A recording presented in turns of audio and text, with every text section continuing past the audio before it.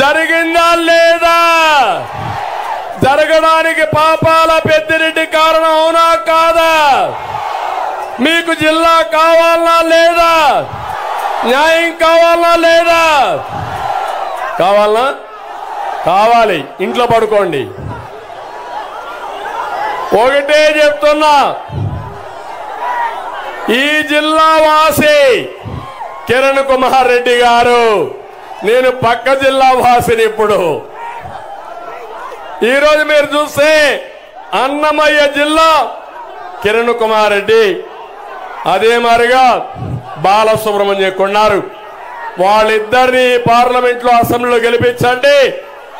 మళ్ళీ జిల్లాలన్నీ కూడా మీకు జరిగిన అన్యాయాన్ని సమీక్షించి ఎవరికి అన్యాయం జరగకుండా, ఒక పక్క రాజంపేట కేంద్రంగా జిల్లా కావాలి.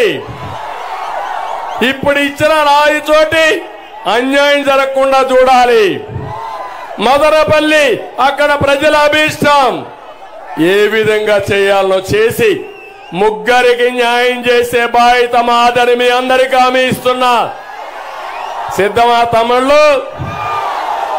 మీకు జిల్లా కావాలి. ఇప్పుడు మీరు అభ్యర్థులు గెలిపిస్తామంటే గట్టిగా చప్పట్లు కూడా చెప్పండి, గెలిపిస్తామని. ఎప్పుడు కూడా ప్రజాభిప్రాయం ప్రకారం పరిపాలన జరగాలి. అధికారం ఉందని అధికార మదంతో ఇష్టానుసారంగా రాజకీయం చేస్తే ఇదే జరుగుతుంది. అదే ప్రజా తిరుగుబాటు. ఆ తిరుగుబాటు నేను చాలా స్పష్టంగా ఈ రాజంపేటలో చూస్తున్నా. ఇది చూసిన తర్వాత అనిపిస్తా ఉంది, రాయలసీమలో తిరుగుబాటు ప్రారంభమైంది. అన్ని సీట్లు మనమే గెలుస్తున్నాం. డ్రామా కంపెనీ మూసేయబడుతుంది. జగన్మోహన్ రెడ్డి ఇంటికి పోతాడు.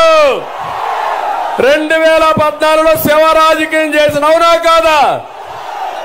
2019లో బాబాయిని గొడ్డలతో చంపి రాజకీయం చేసిన, అవునా కాదా అని అడుగుతున్నా.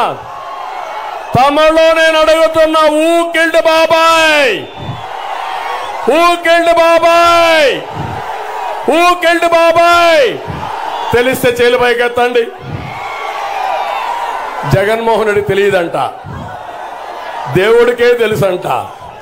జగన్మోహన్ రెడ్డి చెవిలో చెప్పండి గట్టిగా, మీరంతా గట్టిగా చప్పట్లు కూడా చెప్పండి. జగన్మోహన్ రెడ్డి నాటకాలు ఆపమని గట్టిగా చప్పట్లు కూడా చెప్పండి. ఎందుకంటే తమ్ముళ్ళు బాధేస్తుంది. ఏదైనా మాట్లాడితే విశ్వసనీయత ఉండాలి. పోయిన ఎలక్షన్లో కోడి కత్తి డ్రామా, ఇప్పుడు మళ్ళా ఎలక్షన్లో గులకరాయి. ఆ గులకరాయి మేమే వేయించామంట. రోజు రోజుకు గాయం పెద్దదవుతా ఉంది, మానడం లేదని. దానికి ట్రీట్మెంట్ మీరు ఇవ్వాలి. ఆ ట్రీట్మెంటే రేపు 13వ తారీఖున జరిగే ఎన్నికల్లో చిత్తుగా ఓడించాల్సిన బాధ్యత మీ పైన ఉందని మిమ్మల్ని కోరుతున్నా.